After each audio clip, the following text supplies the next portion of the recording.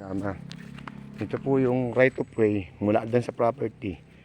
Ito po, ayan. Ayan po, 20 meters po ang layo mula po sa loob ng property papunta sa National Highway papuntang Ginyangan. Ito po yung daan. Ayan. Ito po. Ayan. Ito po ay kalsada. Kalsada po yan. Ginawa lang po muna ng pathway pang samantala. Kahit po motor pasok dito, kahit po 4 wheels pasok po dito. Ito po yung 20 meters lang po mula doon sa loob ng property papunta doon sa National Highway. Kung mapapansin nyo po, malaki na po dito kasi po may bahay pa sa harapan.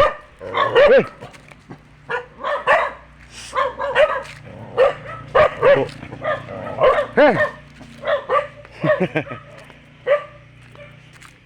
Ayan po yung National Highway. Ayan. 20 meters lang po ang layo. Wala po tayong problema sa kalsada, sa right of way. Pasok na pasok po ang sasakyan. Kaya mga sir, pa-bill na po nito para po masubukan nyo yung ganda loob ng property. Pwede po kayo magtayo dito ng bukuhan, mga resort. Welcome na welcome po. Gandang ganda po ng loob. Ayan po yung National Highway. Ayan. Ayan. Ito po yung papuntang Calawag. Ito naman po yung papuntang Ginyangan. Okay po. Magandang umaga mga kasama. Ito yung pathway. Yun po yung National Highway papunta sa Ginyangan, Quezon. Ito po yung property. Sobrang linis po at sobrang ganda. Ayan. Ayan po yung bakod. Yan po yung pinakang boundary. Kung titingnan nyo po, ang baba ng nyug, ang ganda. Pwede po dito mag-alaga ng manukan. Hindi po yung panabong po maganda rito. Ayan. Ayan po yung mga niya. Kapantayan. Slope po siya dito sa taas. Pababa dun. May mga tanim po siya ng nyug. Ganda po. Napakalinis.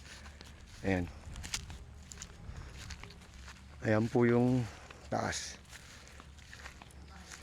Medyo slope po siya dito. Ito po ay bundok ng konti. Pero mababa lang po Ayan po yung property. Sa sobrang dami po niya ng nyug, gaganda. Ayan. Ayan po, may bangod na po siya. Hindi na po kayo mong problema pagpalinis. Malinis na po yung pinakaloob ng property. Sa sobrang ganda po. Ito po ay pwede nyong gawing resort. May right of way po siya dun sa kabila. Dun sa kabila dun. Ang babayad po ng right of way ay yung may-ari. Ayan po yung property. Ayan, sobrang ganda po. Ayan, sobrang ganda po yung property na yan. Ang mga nyug dito siguro sir, mga nasa 500 ano? Mga nyug po, nasa 500 peraso. O, narinig nyo, sabi ni sir na mahigit pong 500 puno ng niyog ang nakatanim dito. Ayan po, at siya namumunga pa po namumunga po, ayan, mga hitik po sa bunga yung mga nyug. Ayan.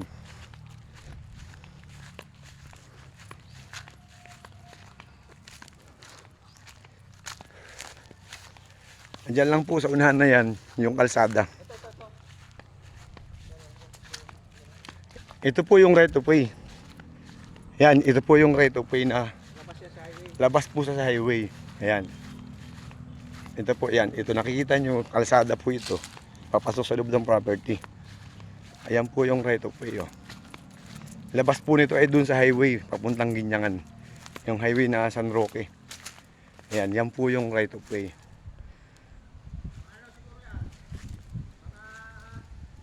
$15 meters, sir? Oh, more or less daw sabi ni sir. 20 meters mula dito papunta doon sa highway. Pagbaba nyo daw po dyan sa kalsada yung bundok na yan. Hindi man po bundok yan. Pag akit nyo lang po ng konti, kalsada na po yun. Yan po yung babayadan. Ang magbabayad po nyan ay yung may-ari. Ayan. Ayan po yung right of way. Ayan. Ayan po yan. Yan, ayan. May pathway na nga po. Ayan. Yan po yung nakikita nyo naman, tambak ng bunot. Napakaganda po, sobrang ganda ng loob ng property. Ito po ay pwede nyong gawing mga resort, yung mga restaurant na pwede pong katulad ng Bukuhan.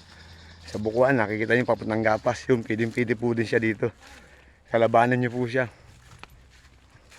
Ayan. Napakalinis po nitong loob ng property. Wala na po kayo dito nga hanapin. Pwede rin siyang gawing manukan. Pero hindi po yung mga manok na 45 days.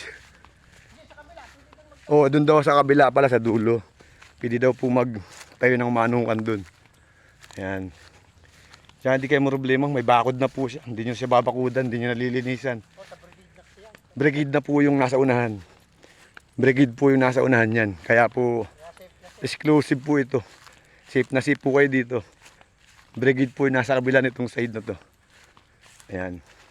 Pag nilipat dito yung 2ID, pinipigil mo lang ito. Ano ko sir, bala ko dito yan. Pag sinabi ko ano yung Ito sir, abot yan hanggang. Bukuhan, ang style katulad dong sa Gapas. Pwede yan sir. Mas may kalsada po eh. Pasok naman ng kalsada. Ayan. Kasama po yan, nasa atas na yan. Sir, kasama yan. Hanggang pa, kabila ko. Basta may bakod yan sir. Hanggang sa may nakikita tayong bakod, yun, sakop yun. Ayan po, nilinis na nila ito. Ayan. Jimilina ito, sir? Ayan, mga Jimilina po tanim na yun. Ang dami po. Ayan. May mangga. Ayan. Ganda pa rin baga, oh. Hindi lugi ang bibili. Sobrang ganda. Ang layo po nito mula sa bayan ay 25 minutes pag nakamotor po kayo at saka sasakyan. Pag maglalakad lang po kayo, mga 2 oras mula sa bayan. Kaya magsakay na po kayo ng tricycle o kaya ay magmotor. Ayan po. Ayan. Ayan po, may bakod, nakikita nyo. Yun po yun. Ayan yung pinakang bakod. Brigade po yung nasa unahan, brigade. Oo. Yung kabila pare, no?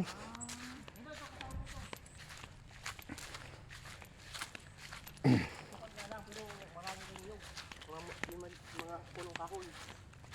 Hanggang dito.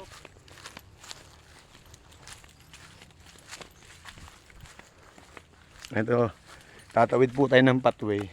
Kasama pa po itong nasa kabila. Sa dami rin po ng niyog. Papuntang brigade at saka papunta ng barangay Hulang, barangay Rizal Ilaya. Ito naman pong pathway nito. Ito po pala ipapunta ng brigade at papuntang barangay Rizal Ilaya ng barangay hall. Pero bukod pa yung kalsada na papasok. Bukod pa daw po yung kalsadang papasok. Pero hanggang dito yung pagduro yan. Ayan. Sir, dito tayo doon. Huwag na sir, malayo na yun. Dito lang papyaw lang ako sir. Saka yung mga Jimilina dyan, ang dami dyan. Oh, saka daw po maraming Jimilina. Dalawang lot po to na natatuhog ng pathway ng barangay. Ayan. Ito pong may bakod dito ano? Yan pong may bakod na yan. Yan. Hanggang dun. Pa sa dulo pa, marami pong tayong na Jimilina dun. Hanggang dun sa dulo dyan. Yan. Yan. Saka mga mababang nyog, Mga takaran po ano. Sobrang dami po ng nyog dito. 50 piraso pa yan. Thank you for watching. Pa-like and share po. Tsaka pa-build na po itong property nito. Mura lang po ito. PM lang po kayo sa akin. Salamat po.